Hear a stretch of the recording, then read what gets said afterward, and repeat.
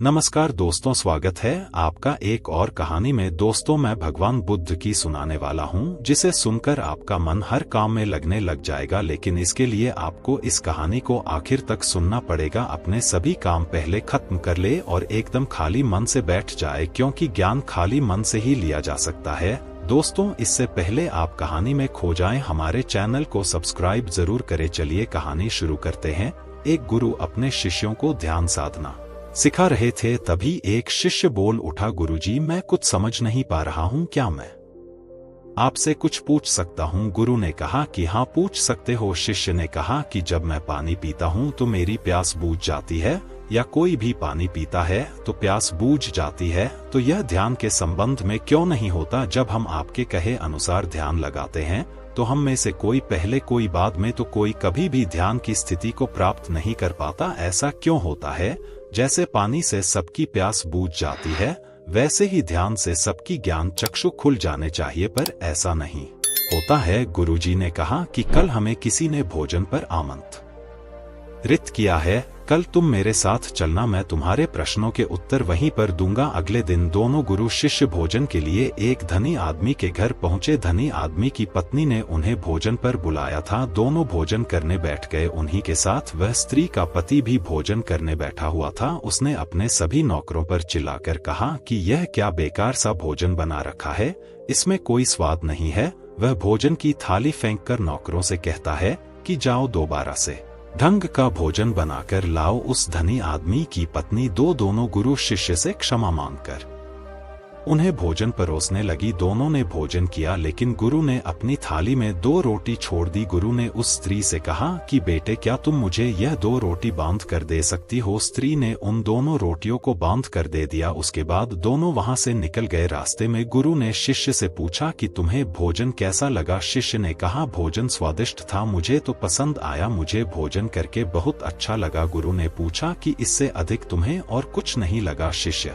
ने कहा, इससे अच्छा और क्या लग सकता है गुरुदेव, मेरी भूख मिट गई और मेरा पेट भर गया। गुरु ने कहा कि भोजन तो अच्छा था, फिर उस स्त्री के पति को भोजन पसंद क्यों नहीं आया? भोजन तो अच्छा बना था और भोजन तो एक ही था, तब उसे पसंद क्यों नहीं आया? शिष्य ने कहा कि आप ठीक कहते हैं गुरुदेव, मैं तो कुछ समझ ही नहीं पा रहा हूँ, आप ही कुछ बताए। गुरु ने कहा, अभी तुम मेरे साथ आगे चलते रहो। गुरु शिष्य चलते चलते बहुत दूर निकल आए। शिष्य ने गुरु से कहा, गुरुदेव, हम हमारे आश्रम के मार्ग पर तो नहीं है, फिर हम कहाँ जा रहे हैं? गुरु ने कहा, बस चलते रहो। बहुत दूर चलने के बाद एक फटे हाल आदमी गुरु के सामने आ गया और उनके चरणों में गिर गया और बोला, हे परमात्मा, मेरी मदद करो, मैं 3 दिन से भूखा हूँ, मैंने कुछ नहीं खाया है, आप कृपया करके मुझे कुछ खाने को दे दो। गुरु ने उस आदमी को एक पेड़ के नीचे बैठाया और उन 2 रोटियों को निकालकर उसे दे दिया जो उस महिला ने उसे दी थी। रोटियों को देखते ही उस गरीब आदमी की आंखों में चमक आ गई। उसने तुरंत उन 2 रोटियों को खा लिया। खाते समय उस आदमी की आंखों से आंसू निकल आए। वह रो रहा था और खाता जा रहा था और हाथ से इशारे कर रहा था, जैसे वह किसी अदृश्य शक्ति को कह रहा हो कि तेरा धन यवाद। इस रोटी के लिए खाने के बाद उसने गुरु को प्रणाम किया और धन्यवाद कहा। गुरु ने उस आदमी से पूछा कि भोजन का स्वाद कैसा था? उसने कहा, स्वाद तो कहीं था ही नहीं, केवल जीवन था। परमात्मा और ईश्वर का यह रोटियां नहीं थी, यह तो साक्षात जीवन था। यह कहकर वो आदमी वहां से चला गया। गुरु ने शिष्य से कहा, देखो, भोजन वही था, लेकिन एक आदमी को उसमें स्वाद ही नहीं आया, तुम्हें इसमें स्वाद आया और तुम्हें यह भोजन पसंद आया, लेकिन वही इस आदमी को इस भोजन में स्वाद नहीं आता, बल्कि वह इसमें ईश्वर, परमेश्वर और जीवन को देख लेता है। इससे पता चलता है कि आदमी और भोजन की तृप्ति में भी अंतर है। पहले आदमी को इसमें कोई तृप्ति नहीं होती, तुम्हें थोड़ी तृप्ति होती है, और इस आदमी को अनंत तृप्ति होती है। ऐसा ही ध्यान के संबंध में होता है, जिसको जितनी ज्यादा प्यास होती है वह उतनी ही जल्दी मार्ग बना लेता है। उस शिष्य की जिज्ञासा का समाधान हो गया था, उसके प्रश्नों का उत्तर उसे मिल गया, लेकिन हमें हमारे प्रश्नों का उत्तर नहीं मिला। प्रश्न था कि मन क्यों नहीं लगता? जो लग जाए वह मन नहीं है, मन का स्वभाव ही है भागना। जब हमारे पास कोई चीज अत्यधिक होती है तब मन उससे भागने लगता है। जैसे उस धनी आदमी का मन जोश भोजन से भाग रहा था, जो उसके लिए एक आम बात थी। लेकिन जब कोई चीज हमारे पास सीमित मात्रा में होती है और हमें मिल भी जाती है तब हमारा मन उससे जुड़ा रहता है और हम उस चीज की थोड़ी बहुत अहमियत भी रखते हैं। जैसे उस शिष्य का मन जो भोजन से थोड़ा बहुत जुड़ा हुआ था, तो उसने उस भोजन के स्वाद को भी जाना, लेकिन जब हमें कोई चीज चाहिए होती है और वह हमारे पास नहीं होती, तो पहले हमारा मन उस चीज के लिए बहुत लालायित रहता है। वह हर हाल में उसे पाना चाहता है। लेकिन जब कोई चीज प्राणों से जुड़ी हो, जैसे कि वह 2 रोटी, और जब बहुत प्राणों पर आ जाए तब मन गायब हो जाता है। तब आप स्वाद नहीं देखते, भोजन का प्रकार नहीं देखते, तब आपको सिर्फ भोजन चाहिए होता है। तब आप एकाग्र हो जाते हैं। भोजन के लिए जो मिले उसी में आपको आनंद आ जाता है। स्वाद हो या ना हो, आपके प्राण अंतर तक उसे स्वीकार कर लेते हैं। और यह तब होता है जब मन नहीं होता। हम हमारे मन को लगाने की बहुत कोशिश करते हैं। कुछ पढ़ाई में लगाने की कोशिश करते हैं, तो कुछ अपने काम में लगाने की कोशिश करते हैं, लेकिन आपने देखा होगा कि मन कहीं नहीं लगता, और यह लग भी नहीं सकता, क्योंकि इसका काम किसी चीज में लगना है ही नहीं, बल्कि इसका काम है आपको भगाना इधर से उधर। एक चीज आपको मिली तो दूसरी चीज पर ले जाना, दूसरी चीज मिली तो तीसरी पर ले जाना। मन संतुष्टि को जानता ही नहीं है, यह केवल पाना जानता है। पाने के बाद भूल जाना जानता है।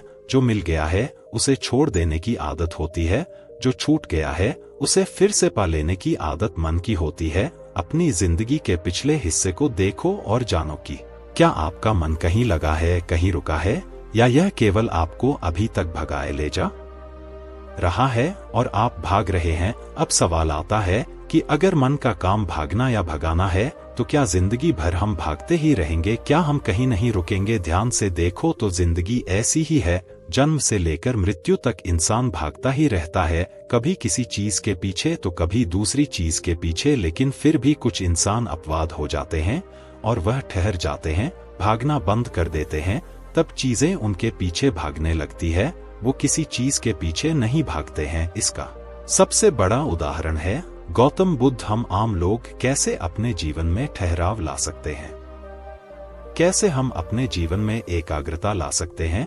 कैसे हम अपने जीवन में अपने मन को नियंत्रित कर सकते हैं? और इसका एक ही रास्ता है, और वह है ध्यान। मन भागता है, ध्यान ठहराव लाता है। मन लालच देता है, ध्यान लालच को देखने की दृष्टि देता है। मन कहता है दूसरी चीज को पकड़ ले, ध्यान कहता है जो मिला है उसे तो जान ले। ध्यान एकाग्रता लाता है, लेकिन ध्यान को लेकर भी हम भ्रमित रहते हैं। ध्यान का मतलब आंखें बंद करके बैठ जाने को ही समझ लेते हैं। एक छोटी बच्ची बहुत अच्छी बांसुरी बजाती है, और जब बांसुरी बजाती है तब उसके सुर में खो जाती है, तब उसका मन गायब हो जाता है। उसके प्राण केवल उस बांसुरी की धुन में ही रम जाते हैं, और वहीं उसका ध्यान बन जाता है। लेकिन ऐसा इसलिए होता है क्योंकि इस लड़की को उस बांसुरी में रस आता है, आनंद आता है। यही उसकी प्रकृति है।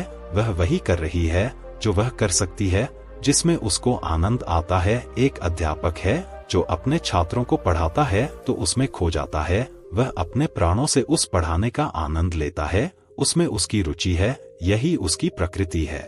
जब वह पढ़ा रहा होता है तब उसके मन में कोई हलचल नहीं होती, ना तो तब भूतकाल की सोचता है, ना भविष्य काल की। वह केवल वर्तमान क्षण में रहता है, और यही उसका ध्यान होता है। जो आदमी जो है, अगर वही पूरी तरह से होने लगे तो ध्यान स्वतः घटित होने लग जाएगा, वह एकाग्र होने लग जाएगा। लेकिन जब आदमी कुछ होने की कोशिश करता है तो उसका मन भाव भी होने लगता है, एकाग्रता टूट जाती है, और तब हम भागते रहते हैं। सब कुछ पा लेते हैं, तब भी सोचते हैं कि कुछ रह गया है, और यह अधूरापन कभी पूरा नहीं होता, क्योंकि जो आप हो सकते थे, जो आपकी प्रकृति थी, वो आप नहीं हुए, बाकी सब कुछ हो गए। ऐसे ही आप हमेशा अधूरे रह जाते हैं।